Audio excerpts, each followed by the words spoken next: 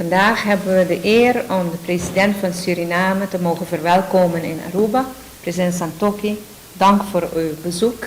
We hebben ook eerder vandaag een MOU, een Memorandum of Understanding, getekend, waarin wij het versterken van de bilaterale samenwerking tussen de landen willen benadrukken.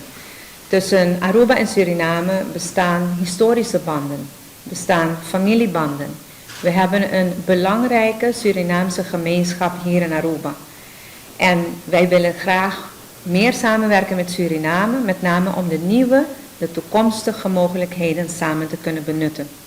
Dus in het MOU hebben we ook afgesproken dat wij op bepaalde terreinen samen zullen gaan werken.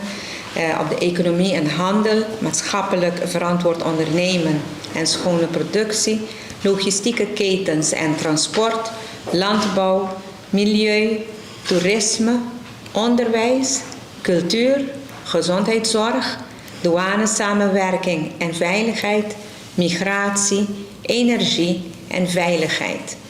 Na het ondertekenen van de MOU hebben we ons gecompromitteerd om werkgroepen en commissies in te stellen om verder te werken aan al deze punten.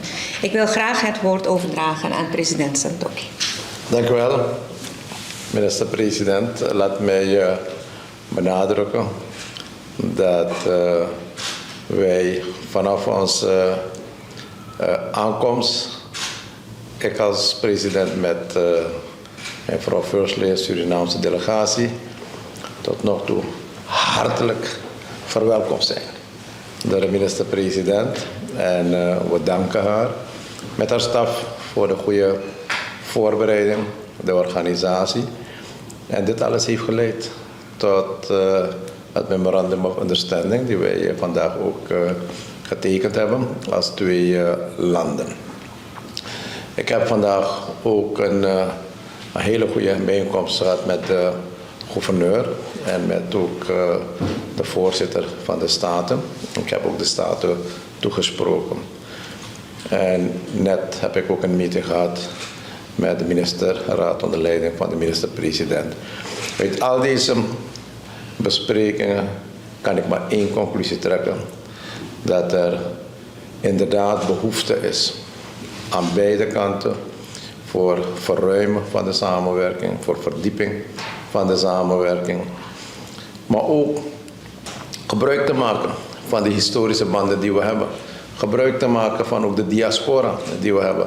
Gebruik te maken ook van de samenwerking die daar nu al bestaat. En die samenwerking verder uit te breiden.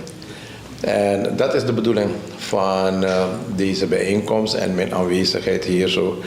Om mogelijkheden te creëren op alle niveaus. Op het niveau van de regering, op het niveau van de overheid, op het niveau van de publieke sector, de private sector.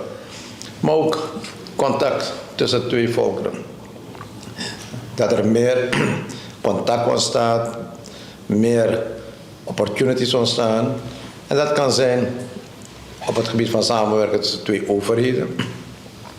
Wij werken al samen op het gebied van veiligheid. We hebben jaren samengewerkt op het gebied van justitie en politie. We werken al samen op het gebied van parlementen. Maar het kan verder verruimd worden naar andere sectoren van de overheid, zoals de gezondheidssector. Maar ik denk dat ook tegen de achtergrond van de oil en gas, met ook de historie die Aruba heeft, wij enorm veel samenwerkingsmogelijkheden hebben. Maar ook de private sector, dat er mogelijkheden zijn voor investeerders, voor handel, voor personen die gebruik willen maken van de faciliteiten die we als land aanbieden.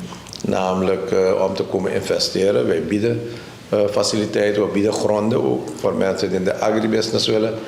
Mensen die voedsel willen produceren in de voedselketen. Om ook die producten hier op de markt te brengen. Ook voor de toerismesector hier op Aruba. Maar ook de contacten op niveau van personenverkeer.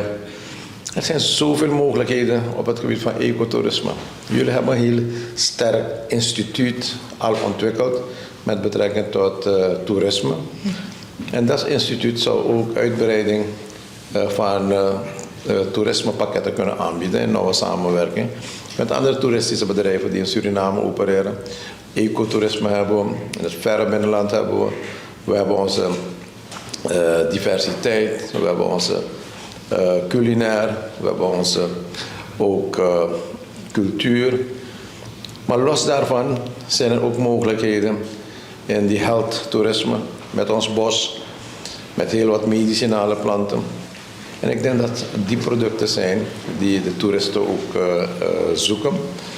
Maar de meest uitdagende is de oil en gas, die wij nu zien als een nieuwe mogelijkheid om niet alleen investeerders aan te trekken, maar ook zorg te dragen dat gebruik gemaakt wordt van die oliefondsen en exploitatie van olie in Suriname.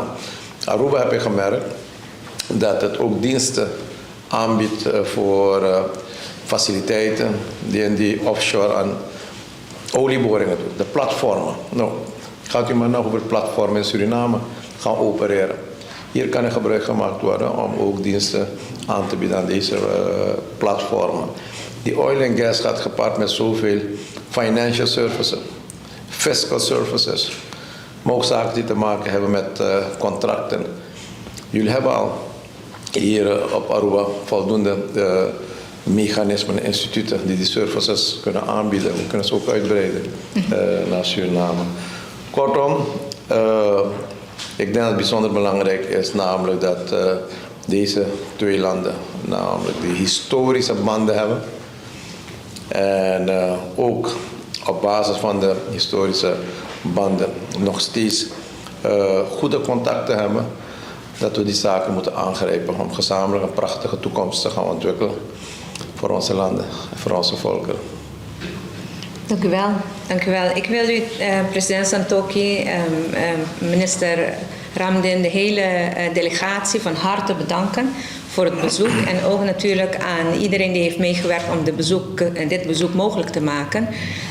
Met deze MOU en met de versterking van de banden tussen Aruba en Suriname zien wij heel veel mogelijkheden die net door president Santokhi zijn aangekaart. En ik nodig hierbij al onze burgers uit, alle inwoners van Aruba en met name mensen met Surinaamse banden, om van deze mogelijkheden gebruik te maken. Er is een mooie toekomst die op ons wacht. Wij moeten nu de kansen grijpen die voor ons liggen. En hiermee wil ik u echt van harte nogmaals bedanken. Ik hoop dat de rest van het bezoek ook heel goed verloopt. En dat u straks terugkijkt naar hele mooie ontmoetingen in Aruba.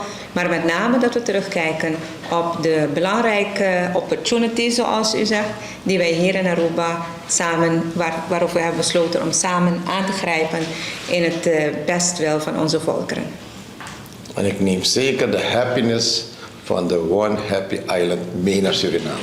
Goed zo.